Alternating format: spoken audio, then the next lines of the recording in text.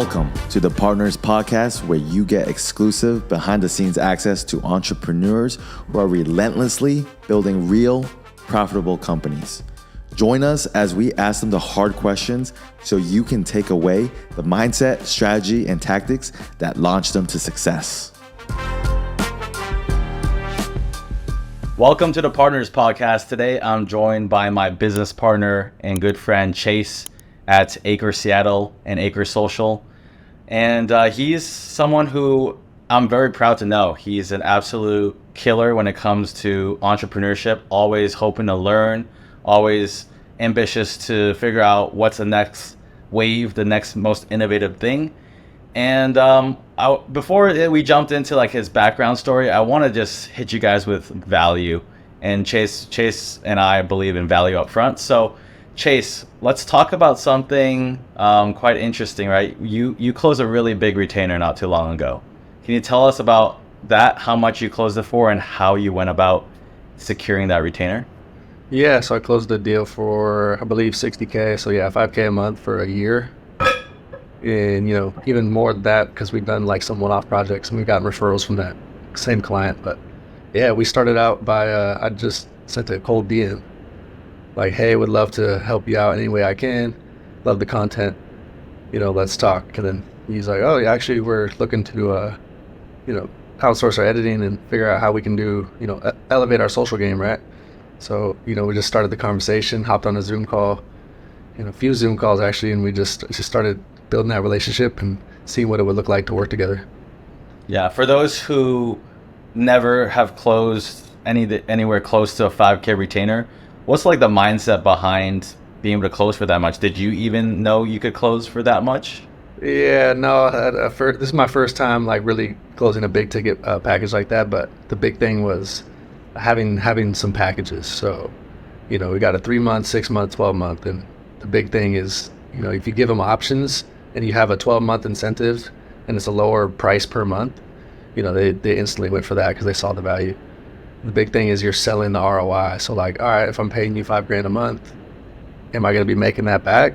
If not more, you want to be able to provide value. And he's like, oh, if I just sell 2 courses at $3K a month, pays for itself and then some. So he kind of sold himself on the value of it. I didn't have to pitch it, but that's how you should pitch a big ticket thing. Is you're giving them an ROI. Yeah, you're someone who I would call a very good listener. You listen before you talk. Unlike me, I love my narratives and I love going on monologues. But like, did you ask specific questions that made them sell themselves? Like how'd you go about the sales process? Like when you had those Zoom calls? Yeah, we hopped on for about an hour, 2 times, I think. So we had the first call with just one guy, then he brought in his business partner for the second call just to make sure everything was ironed out. And, I don't know. It's been a minute. It's been about 6 months since we've signed on that client. So it's, I would have to go back and check the messages, but you can even look them up like right now. I can go back and check that first DM just to see exactly what I said to a T. Yeah. And the deals, in my opinion, the deals never you never secured the bag until you finish the project, right? So, as 6 months in, are the clients happy? Why or why not? Have you ever gone into a point where you're like, crap, I'm not doing what I promised to set out to do, and I need to, fill in the gaps? Oh yeah, it's been amazing. It's been a great, probably the best client I've ever worked with. I think he's recommended me all the time because he's just so blown away by the results. So, the reason we closed the deal is he was saying, hey, I've signed on with a content creator, editor, shooter before and got burned. They didn't do what they said they were going to do. So we wanted to do a 3-month test trial. Like, hey, after 90 days, we can reevaluate. And if we like what you're doing, we'll keep going. If not, we want a way to get out of it. Right. So, I was like a little nervous, but I was like, this is the first time I ever had that something like that happen. And it's obviously not my fault that the last guy sucked. It's just, it is what it is. So I put it in the contract, hey, 3 months, we'll do a review. We did so well for them. The review date passed by and no one even noticed. That's when it's a good relationship. So yeah, we blew them out the water, basically, doubled their YouTube subscribers, doubled their Instagram following, and their course sales doubled, which is pretty crazy. That's huge. So what type of economic value did you create for them relative to how much they invested? Ooh, that's a good question. So I think their course sales went from 40K to 80 to 100K a month. Obviously, it's not all from us because they have a sales team and they have outreach and they have a process beyond just the content, which is important. But top of funnel, if you have more attention coming in, you're gonna get more business on the bottom. That's killer. Well, congratulations on riding that wave and continuing to serve them. How would like a noob, someone who might not have done anything close to like even like $1,000 or $2,000 a month retainer, approach getting their first few clients? Like, what do you have to have in place to be able to close a client of that caliber, even if it's like $2,000 a month? I think you need to have some type of results, whether it's deliverables or what you're going to provide for them.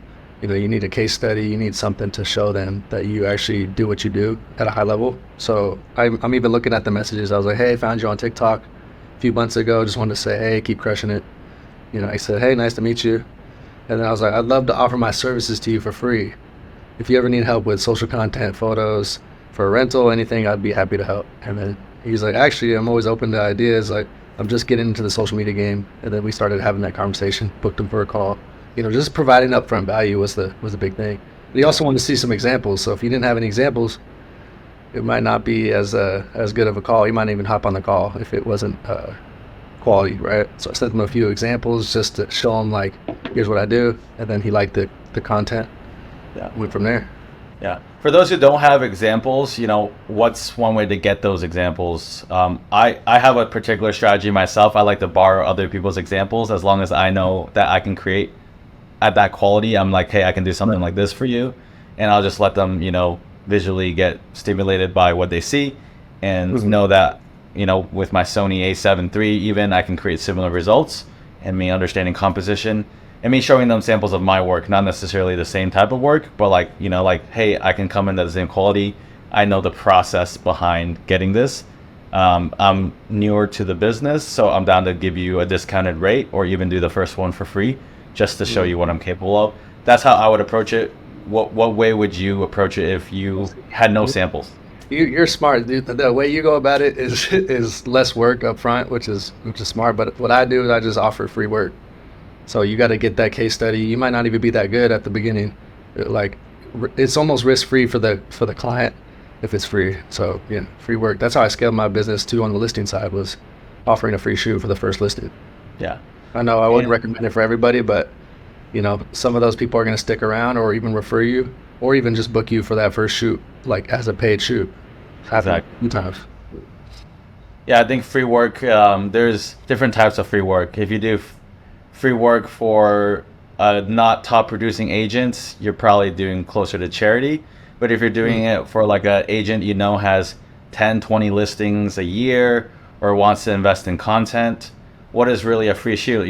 If you give $300, $1,000 of value up front, and they're going to spend $1,000 with you per project on 10 projects, even if you gave them $1,000 up front, over the course of that 1 year, you're only giving them 10% off like the entire year, right? And you've also built that connection that can lead to more referrals, more business introductions to their network, their brokerage, the business owners they know. So, there's that domino effect that you can definitely lean into once you secure the loyalty and the trust of a client. Also, you're going to get your experience up. You're going to go from basically nothing to, shooting your first few houses, and worst case scenario, you don't do as good as a job as you expected, and the client's not happy, but you got that rep in, you got that experience.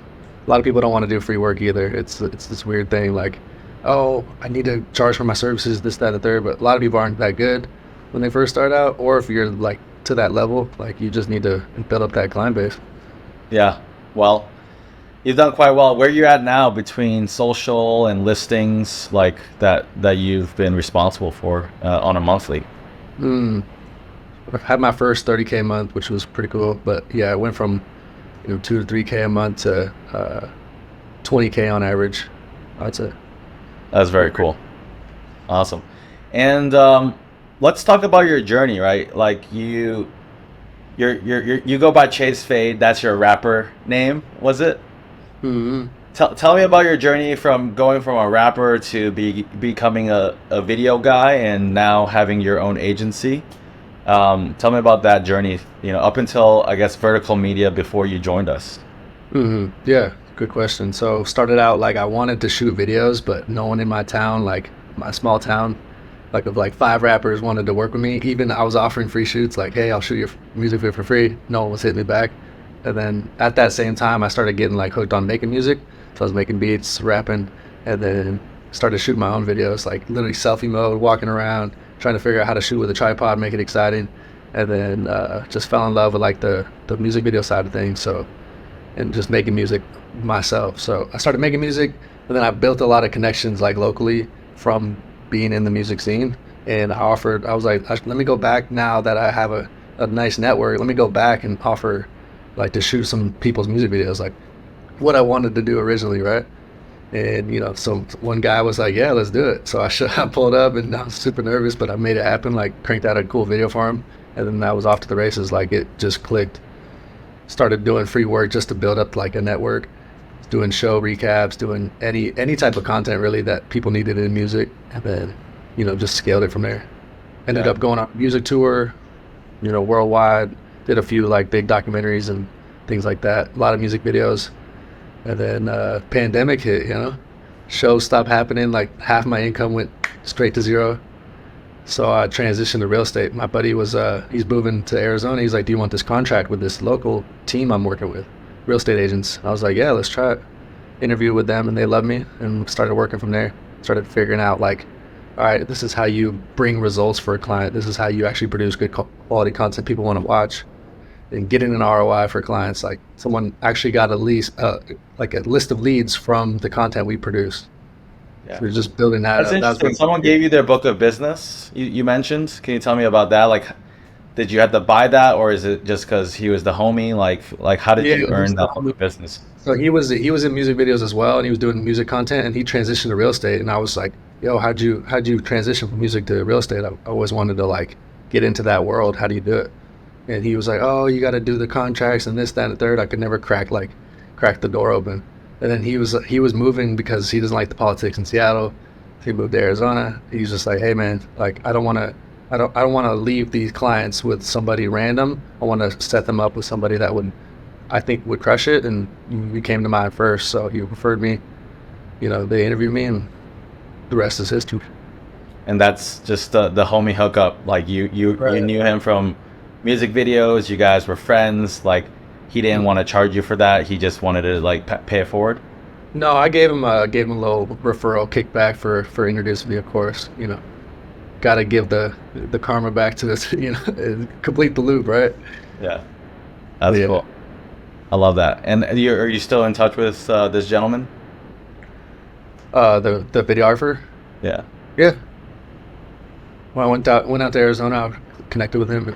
We got some food, and I think he's coming up here in a couple weeks, so I might kick it, hit him Very back. cool.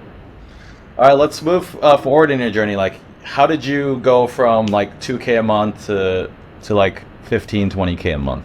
What was like the steps there? So I was working a job, trying to figure out like how to scale real estate and content, and it came across Eli Jones, our guy, and he was mentioning how he would just offer free shoots to people through Instagram DMs, and I was like, oh man, I did that in music. Like, why didn't I just think of that for listings? And then once that happened, started doing it. Had a VA start sending out messages, and I was doing like 25, 30 messages a day. Ended up scaling pretty quick. It was like within that first month, I think I did 2K just from like the free listings, and then I did 5K. Then it started going to 8, and I was like, oh crap, I gotta quit my job because it's getting busy. Like I don't have time to juggle both anymore. Nice, that's awesome. And then once you got to 15K, you and I met around that time. We ended up partnering. Why did you decide on that move? Why was it like the move you wanted to make then? Yeah, well, they say insanity is like repeating the same thing and expecting different results. And what I realized in music was I had no team, and I was getting burnt out. And when I transitioned to real estate, I was like, I'm not making that same mistake again, where I don't have like that support and really be able to scale. Like I really want a company that's like, we have a employee base, we have a foundation where we can scale things, consistently, right? So I was like, okay, well, as I was doing listings, you guys popped up, and I was like, I don't know who these guys are, but the branding's like on point. Seems like the message is on point. And I was like, I've heard of Nathan from like an agent I was working with, and one of my close friends from like 7th grade became a real estate agent. And he was like, yo, you should check out this guy Nathan. He's crushing it with listings. Nothing ever happened. We never like met up or anything, but I just always kept him like in the back of my mind. Turns out ACRE is like it's Nathan behind the scenes, and then I found out about you at the same time. I was like, okay, well, this is pretty legit. And just I realized I wanted to scale beyond just me. And you guys, Brandon yourself for sure has like since you did it with AO Canvas, I realized like we could really do something big. We can go, if you want to go fast, go alone, which is what I did for a long time. And I realized if you want to go far, you got to go together. Yeah. It's been cool to see it all come together. Like I know at first before we partnered, like I heard of some like, back and forth between some clients like that. We were like pulling from each other. I'm sure you're like, hey, free shoot, they go to you. And then, we're like, hey, we'll give you this add-on. They come back to us. And yeah, like, it was a lot of why we, digging each other's graves and like, trying to pick at each other's clients when we can just partner up and figure out something that's fair.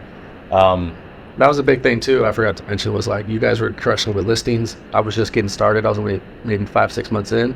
I was like, I could just shortcut a whole 2, 3, 4 years of trial and error, figuring out how to do listings at a high level and scale that, bring on people, or I could just partner with you guys and just circumvent that whole thing.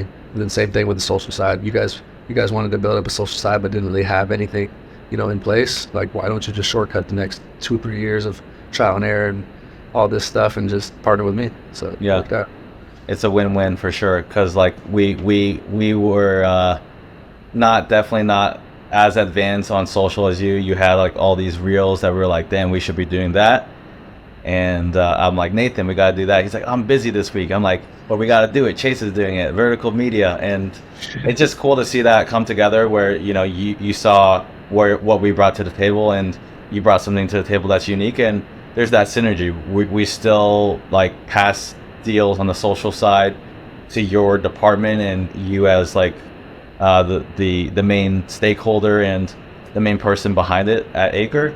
And you're also still getting business on the listing side, still collecting a healthy commission from those, and just making sure it's all about team. Exactly. Yeah, we just had a meeting yesterday with the guy that we do listings for. Wants to start doing content, so it's like the cross sell is crazy, down sells with editing and offering that as like a alternative to like actual content where we shoot it and edit it and script it and all that stuff. But yeah, it's been cool. Yeah. I want to ask you a more hard question. What's it like having business partners versus working with yourself? Do you feel like it's worth it? Are you learning? Are you growing? I know you and I and Nathan have gone into it here and there, but like, how do you feel about all of that? Business partners versus going solo. I mean, solo is like if you want, I guess, creative control, and you want to go fast, right, and just do whatever you feel is best for yourself and your business and your life, then yeah, I'd say stay solo. But if you want to build something bigger than yourself and be able to kind of get out of the business, the day-to-day of like shooting and working, I would say definitely partner up. But yeah, it's been a lot of trial and error. I think it's growing pains. It's not like anything that no one else has experienced. It's just a lot of personalities, egos, things get mixed up. Emotions get mixed up, things happen, you learn by mistakes, and it is what it is. That's just life.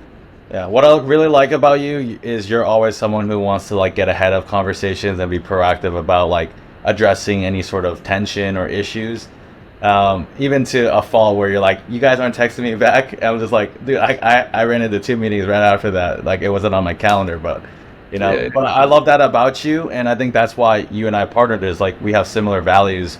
We want to take care of our clients. We want to take care of the team. We want to do what's fair. We're not like trying to be greedy about everything. Like I gave up more than half of my equity to you, so you can actually be at a place where you you hold more equity than myself. As we continue building, we always want to just do what's fair and do what's right. Obviously there's a little bit of flexibility, when, sometimes I'm busy, sometimes you're on vacation for, a week, and we step in and fill each other's roles. Exactly. Like, I just went on vacation to Hawaii, and I never would have been able to be like that stress-free without having, systems in place, team in place that can handle, things when you're gone. It was a nice feeling. That was the first time I ever had that in like my business journey. It's cool. Yeah, that was a big thing too. You guys, like, when we were just talking about partnering, I was like, we were just all kicking the idea of it, and the conversations were so blunt and like transparent. I love that, and I was like, yeah, I think these guys are pretty solid. If we can have these hard conversations before even partnering, I think there's something there for sure. Awesome. Well, where are we taking things? What's the next like frontier you think for ACRE Social, for Seattle? Obviously, you've seen me make moves with New Mexico. You're like, when did that happen? I'm like, hey, dude, we gotta pilot it. That's why I gave it away pretty much for free, the license to use our branding. Tell me about where you think ACRE is going, and where do you want to like take things with what we have in Seattle and beyond. Yeah, I think that's a great point to start to franchise as we dial in the listing side, and then for content as well. Just having something that's productized, like a productized service where you can come in, buy this, without even having us be there or on the sales call. You can just book a like content package or an editing package, and we could be completely hands off to where we're, working 20 hours a week, and we're just, dialing in the systems and kind of stepping over the business. And I think obviously scaling the social side to like, $50K and plus a month is the next goal for me short term, and then, $100K months is the goal. Awesome. Well, $100K month times 12 means $1 million a year business. Nice. Go. That's what we're trying to hit. And obviously, we've run into some headwinds with the market conditions and the inventory being at pretty much like an all-time low just everywhere. I think in California, there's some cities down like 70% from like 2 years ago. It's just like, Jesus. Like, yeah, I know these real estate agents are working at Target. I know, there's no way. There's coffee stands, there's all the little side hustles people do, Well, I think business is about surviving, right? Like if we can survive, and then there's going to be another, hot season, we're going to be able to capture all of that and more. Yeah, and I think we're still so early. We're like, we're kind of doubling our growth so fast. So it's like, we're not going to feel it as much as if we were like an Aero Canvas or like a more established company with history. There's a lot of things at play, but yeah, I think we're not going to feel it for a couple of years. Yeah, we're still nimble. We're like a small speedboat versus an Aero Canvas, definitely closer to a Titanic in terms of like if the market's dropping 50% and I only have enough revenue coming in to support at best 70% of my staff, it's just like it's a fucking hard decision, but you got to cut 30%. It's just like, like when the electricity bill goes up and you have your AC at 68 degrees and all of a sudden you see it double, you gotta have to turn it down to like 73. Just it's not comfortable, but you gotta do what you gotta do to make sure the bills are paid. Exactly. Yeah. Cool. Any questions that you have for me? I know you and I have another episode planned where the goal is to learn exactly how Brendan Shue and Aero Canvas like evolved a lot of the partnerships that we had, so we can do it ourselves at Seattle and have you in the driver's seat as well, doing things of that nature. Let's do a little teaser. Like, ask me, I guess, 1 or 2 questions about what the next episode might be about. Yeah, that's a good one. Give me like one actionable tip you would give like a real estate agency owner to like, let's just say, get like 10,000 in cash collected in 30 days. Yeah. Well, for people that are starting out, I mean, I think we already talked about like the free shoots, giving value up front, just showing up, showing that you're eager to be part of that process, to bring value and not just be like, hey, can you pay me for this? And you have a portfolio. So let's say they've been shooting for like a year for listings. And how would they like grow that? Add another 10,000? Yeah. Okay. So in business, there's 2 big levers. with growing an agency, there's the demand and the supply. The demand being how many shoots are you getting booked, how much revenue, how many clients are you working with, and the supply, which is like how many shoots can you fulfill. And at some point you're going to be capped out at like 10, 15K. Most people, depending on their market, they're shooting, they're managing projects, they're managing client interactions, they're out of time. And when you're out of time, the only way to address that is start trading the money for more time and your time for more money. And it's a constant trade up where you have to identify what are you working on that's not valuable and find a way to delegate it or outsource it. You know, either bring someone on your team to take, you know, these tasks over, whether it's communicating with clients, answering emails, editing photos and video, or just outsourcing that to a company that does it. We actually, you've seen us do it for Amplify Marketing in the OC and Portland. We're making 10% on their revenue just to help them manage their projects, but we're taking that giant headache away for just 10%, right? And that's like, just to train someone or to find someone at our level, they would have to spend probably $60,000. Like they would have to hire our Mariella equivalent. And that doesn't make sense financially because they're only like, we're only charging them $3K, and it might cost us like $2K to do all of that work. So we're still making $1,000. We're sharing resources. That's in the spirit of ACRE, obviously. Like we're all about collaboration, and you know, why compete when you can collaborate. But like back to the main point, how do you add $10,000, right? First, you have to look, can you even handle $10,000 more work? If you can't, you need to solve for those constraints in your business. Either bring on another photographer, bring on a contractor, or outsource and delegate everything minus shooting, and you're shooting up till like 20K a month. And if you can do that, you might be able to stack a little bit more cash to where it makes sense for you to afford a full-time photographer. And when I say full-time, a lot of agency owners, it's the first time they're coming into cash and they think it's so valuable. Cash likes velocity. Cash likes to be moved around. Cash is also currency, and I love the word currency because it stands for current movement. You know, it's like the velocity of cash is usually like the determinant of whether a economy is in a recession or in a bull run. You know, like how fast is this cash moving around, and then how many hands does that trade?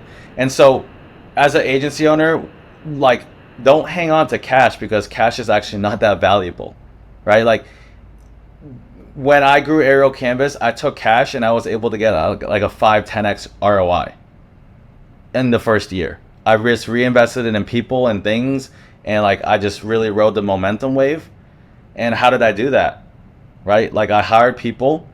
I took less money in the beginning, and I was able to triple, quadruple my bandwidth of how many clients I can bring on. And right then, because I had a larger team and it wasn't just Colby and I, now I was going into brokerage conversations and soft flexing to be like, hey, I have a team of 5-6 videographers that can service all of these areas. And that made me that much more of a dominant player in the conversation than some freelancer who's just, hey, I can, you know, support your team. And they're like, how many shoots can you do? And they're like, you know, probably like 20 a week. They're like, we do 30 listings a week. You know, we're a huge brokerage. And like, obviously you can still start somewhere. You know, you can say, hey, let me just work with your top producing agents. But once you solve for that side, making sure that you're maximizing that side and you have the bandwidth to support more, then you have to solve for the other side. And as a business owner, you always have to like jump on the seesaw. The seesaw of supply and demand, shoots, fulfillment. If you can't solve for that, you're going to be, you know, like, you're going to be on a boat that's like, oh, right? It's just going to be very uncomfortable. But as you grow your agency, like getting to a team of 5 creatives like we have, it's way less choppy. Even if 2 of our guys want to take like a 1-week vacation, we can still handle it, right? But if it's just you, without you, you're done. You like, unless you have a contractor to outsource to, you're not fulfilling anything. You're taking in 0 revenue potentially. And so on the revenue side, it's actually fairly easy. You know, there's 5 fundamental concepts when it comes to increasing your revenue. One is outreach, DMs, cold calls, walk-ins to brokerages, dinner meetings, like taking out a top producer to lunch or dinner at his favorite restaurant. That's like outreach efforts and like just general business development. The second part is like really tapping into your existing business. There's that saying that it's a lot easier to keep a customer than it is to gain a new one. And it's also true that it's a lot easier to make more money with an existing client than try to sell a new client services they've never bought from you. And so, especially if they're top producing agents that have a healthy marketing budget, they might be interested in a content marketing retainer. So the first aspect of getting more business from your existing book of business is consultations, really diving deep in understanding the goals, the challenges that your clients face, and how you can provide a solution for them that could help them make more money or save them time. That's usually the two things that they're worried about or concerned about. Obviously, there's other factors like helping them build their brand and all these things, which indirectly help them make more money and save more time, right? They can bring on more team members that work with them more passionately because they have a good brand, like Ryan Serhant. So the third one is increasing your average order value. If you're really, really busy and it was really quite effortless for you to get all of that work, it means you probably priced yourself too low and you have a glorified job. It means you just price yourself so well that you're just working 80 hours and still making $30, $40 an hour. You're not actually making more. So as an agency, your target should be probably around double what you would pay someone. So if you're taking in $500 per shoot, you should be able to afford to pay out $200 to $250 of that to getting it fulfilled. And if you don't have at least 50% margins on your cost of goods, you can't scale. And so the consultations is one aspect, and then it's like the average order value is what we're talking about right now. How do you get that up? So you can do that through consulting the clients on their projects, helping them understand the value of the different products, or you can just raise your prices. And here's an interesting concept about raising prices. You raise your prices by 10%, you might be scared of losing your clients. Yeah, 10% of your clients will drop off. The cheap ones that are, probably the headache clients as well. But here's the beautiful part. You're charging 10% more, you're doing 10% less work, so you're making the same and you're doing less work, which gives you back 10% of your time to work on your business, if you so choose. Other easy ways to grow your business with your existing client base is to tap into referrals. Like really lean into referrals. And there's a strategy that we teach at ACRE Partner, which is the consultancy I work with and I started, on how to get referrals like clockwork. We have a secret sauce, secret formula, and it comes to, I'll give away two of the pieces. You have to ask for an actionable next step, introduce me via three-way text, and you have to ask for a timeline, like can you do this after the call or can you do it within the next week? There's 4 other components of that. I'm gonna save it for our premium partners, obviously. That's some of our secret sauce on getting more referrals. And then the last part is partnerships. Partnerships, there's a aspect of consultations and being able to consult at a high level, and as well as understanding how you can get a referral into that partnership with a big brokerage. These big brokerages, they speak a different language than agents. They have different values, they have different concerns about what they're looking to do with their business. Usually they're trying to attract more agents, they're trying to build a more competitive marketing offering, so they look better than other brokerages and they look more attractive as another value add they provide their agents. And they're also looking to not lose agents. I think is the biggest thing is helping them realize like the pain that they might go through if they don't have the right marketing in place to support their agents. Like, hey, have you ever lost an agent, a top producing agent, to another brokerage? Why? Usually it's a component of multiple things. It's like a combination of a few things. Well, marketing is definitely a major component in what a brokerage can offer an agent.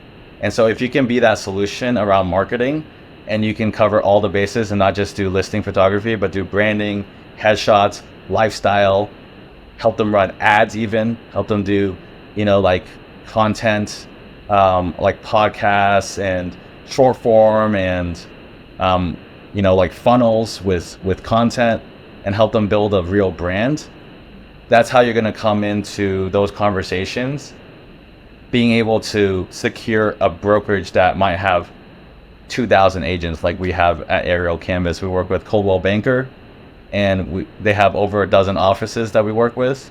And on a good month, between their agents and their office and the subsidy that they pay and cover the marketing for their agents, they're spending like $80,000 to $100,000 with us a month. And so that's what's possible. I know that was, a long, synopsis of how to add more revenue and how to build your team at the same time. So that's like the 101s of those who are just getting into building their agency and want to escape having just a job and actually build a real agency. A lot of gems, dude. A lot of gems. That was good. I do this all day. This is what I coach on. I help agency owners understand the mindset, the strategies, and the tactics they can implement in their business to see results and actually grow an agency that's worth something, beyond a glorified job. Mm-hmm. Yeah. Cool. Well, let's wrap it up. Thank you, Chase, for joining us on the Partners Podcast. Always a pleasure. I hope to see you soon in Colombia, maybe even. You can bring your girlfriend down there. I'll house you for free. And then hope to make it up to Seattle before the end of the year as well. Let's go. Appreciate you having me. Of course.